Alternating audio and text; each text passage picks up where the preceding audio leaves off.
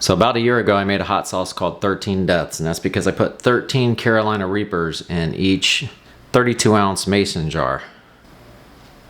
Since then, I've eaten every single batch of that hot sauce, which turned out to be about 6. Right here's all the ingredients that we'll need. I just picked these earlier today. Let's go ahead and get us some peppers now. I meant to do this last week when I had a huge harvest, or the week before, but just stayed too busy, and it rained like crazy. It's got a nice tail on it. Got some more. That one looks good. That's a nice size one right there. Alright, so we got our peppers. Let's go clean them up. Alright, so just a real quick rundown of the ingredients. We've got bell pepper, red chilies, which are just red jalapenos. We're going to use 1/4 of yellow onion, 1/8 of a mango. We're going to use about 1.5 inches of ginger, half of the garlic, and some coriander powder. We got 13 Carolina Reapers, 2 carrots, although these are on the smaller side, so if you have a nice big carrot, 1 carrot is what the recipe calls for, but these are a little thin, so we're going with that. So let's get the ingredients chopped up into the jar and get to fermenting for 2 weeks, and then we'll come back and finish up the hot sauce. One other thing I should add is we're going to do a 3% salt brine. We're going to weigh it out on a scale, so let's get into it. If you're going to do this, you should probably wear gloves. I'm not going to, just pretty much just because of the video, and I don't plan on really getting into the Carolina Reapers that much. So, like I said, with that said, let me show you how the size of these in the hand. This is one of the bigger ones, this one too. The fact that we have some small ones, I will probably add a couple to it to make up for the size difference in these. So I think here's what I'm going to add. So this could really make one big Carolina Reaper. Same here. And we'll just throw this one in just for a little extra heat. Still going to call it 13 Deaths because I just think it's a cool name.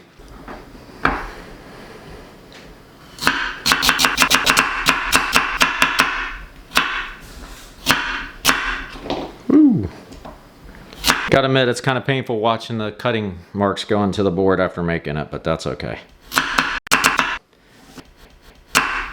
Take out the seeds. This is a monster pepper, so I'm probably gonna leave this out. If there's room, I may throw it in at the end, but for now, we're gonna take it out. And everything has been sanitized.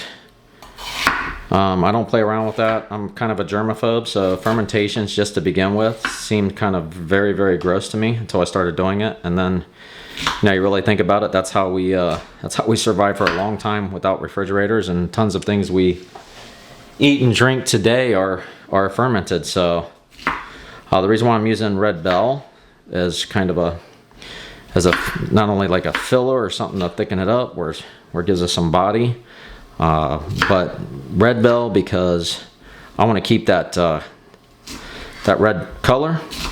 Hopefully to show up like it did last time, which was kind of a orange-red color. So far, yeah, that's a pretty large amount right there. So I'm gonna just set a little bit of that aside.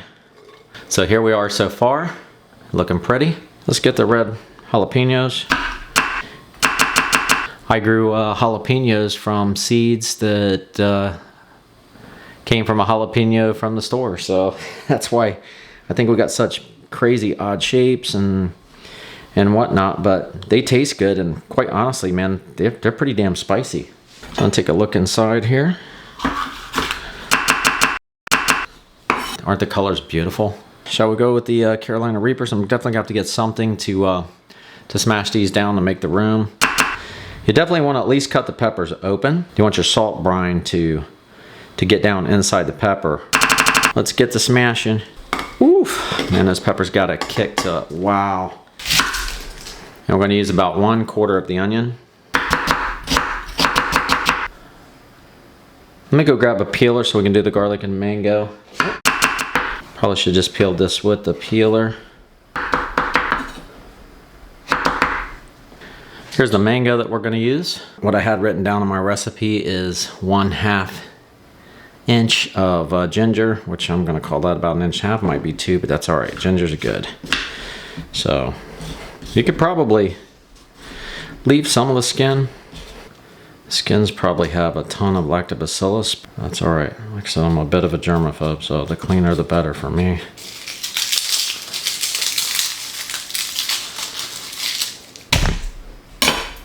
Ooh, it smells so good.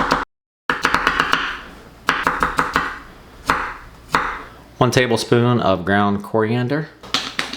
Let's go, yo. Yep. You want to make sure you're using sea salt, or at least just a pure salt that doesn't have iodine in it. That's what I've heard. Don't know if it's true or not, but since I heard that from many people, that's what I'm doing, and mine's turned out good so far. I haven't had any issues with hot sauce fermenting at all. Make sure you clean up any of the yuckies that you have on the jar, because that is just not going to go well with your fermentation. We are going to be using these new glass weights. By the way, how do you like the cutting board? This is my first cutting board that I made.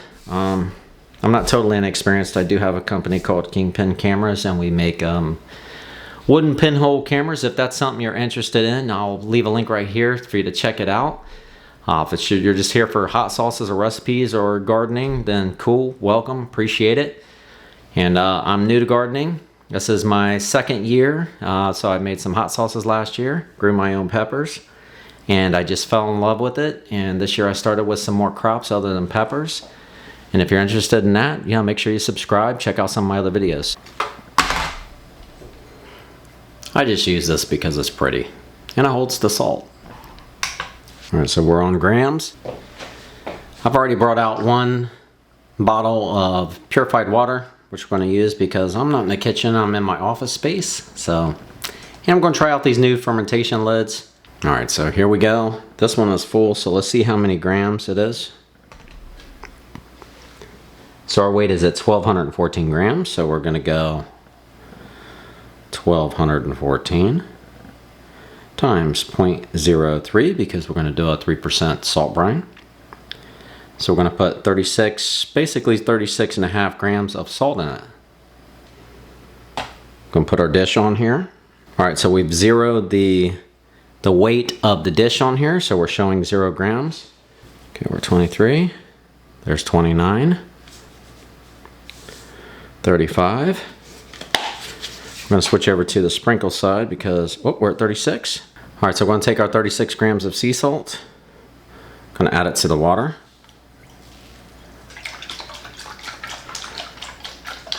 Until it dissolves a little. I do feel like with the weight in there, we're going to need to push it down a little more. So let's go ahead and smash her up just a little bit more. Anything that is below the brine is fine, and I've had really good luck so far, so if you follow along you should be golden. Here we are with our mixture of brine. Let's fill it up. So we're going to give it a minute or two to kind of fill that void down in the bottom. Alright, so we've set the glass weight, we've left some head space here. As you can see, the brine is just under the glass weight. We're going to try out these new self-burping lids I've never used before, but it has a date, which I think is pretty cool. I've already set the date on it. It is July the 29th of 2023. We're going to put this hot sauce in a cool closet that usually runs about 70 degrees for exactly 2 weeks. And then we'll get started on part 2 of this video and finish this sauce up. Not a big fan of part 2s, you guys, but I didn't want to make this video too long. So if you want to see part 2, make sure you're subscribed. If you're still here, I just want to say thank you, appreciate you, and hope you enjoyed the video. We'll see you in the next one.